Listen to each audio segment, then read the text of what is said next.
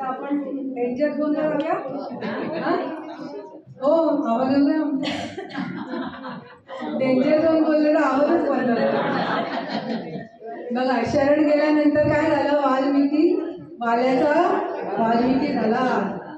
त्यांनी विचारलं ना घरी जाऊन, अरे मी तुमच्यासाठी सगळं करतोय, तेवढं तुझं कर्तव्य आहे, तुला करायलाच पाहिजे, तू लग्न केलंय, तुला बायको मुलांना पोचलंच पाहिजे, तू काय पण काम धंदा कर, आम्ही सांगितलं तुला चोरा मारा कर, टाकू कोणाला मार म्हणून, तू काय पण कर. पण मग शेवटी त्याला कळलं की नाही बाबा, आपल्याला शेवटी आपल्यासाठी जगायचं आहे. कारण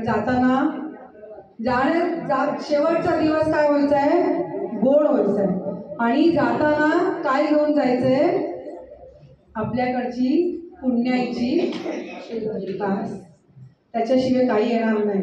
अहो कोण मेलं तरी सोन्याचं टाकायचं असेल ना, तर नक्कीचं पण त्यातलं ते बारीक असतं ना ती तार, त्याची पण अर्धी करून टाकतात. मग असं आहे, कोण नाही काय आपल्याला ते जाताना. आपलं जे कमवलंय ना तेच आपल्याला घेऊन जायचंय. आणि त्यासाठी आपल्याला आपल्यासाठी जगायचंय, करायचंय, आपलं कर्तव्य करायचंय, आपली ड्युटी करायचंय, सगळं करायचंय. पण त्याचबरोबर ही जाणीव ठेवायची की आपल्यासाठी जे काय आपलं पुढचं चांगलं करायचंय, त्यासाठी आपण आपला वेळ, थोडा वेळ आपण आपल्यासाठी काढलाच पाहिजे. आणि त्याच्यानी आता तुम्ही 2 तास इथे आहात, आता घरी जाऊन तुम्ही काय करणार, मस्त काम करताना पण तुम्ही हौशीत असणार ना, आनंदात असणार. आता शरीराने तुला दे आंबे चपात्या करताना पण शरीराने तुला चालू असणार, 2-3 दिवस तरी चालू असणार. मग त्याच्यानंतर परत आलो. त्यामुळे प्रयत्न करा. आता पटकन जो डेंजर झोनचा पहिला संशय, हे जे बाकीचे होते ना 6, त्याच्यावर कंट्रोल करणं सोपं आहे. पण हे जे आतमध्ये गुंतून बसलेत ना, हे जे 2 कठीण आहे. झोपेला डोळे बंद केले तरी तेच, गोळी घेतली तरी नाही उपयोग, एवढं डेंजर आहेत ते. काय करायचं,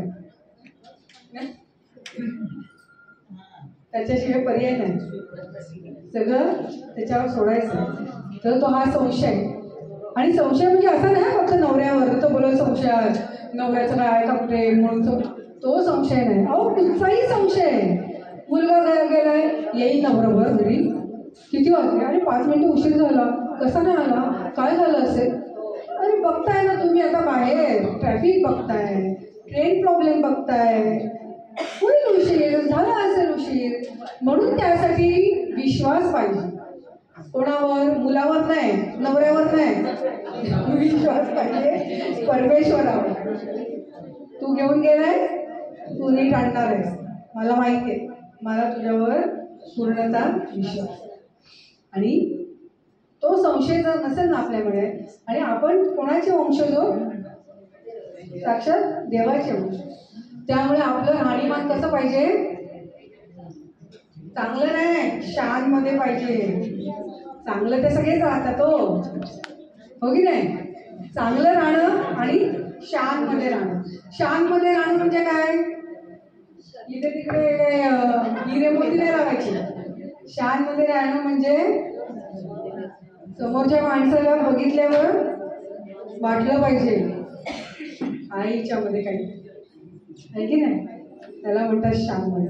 चला या अरविंद दादा आणि रश्मिता.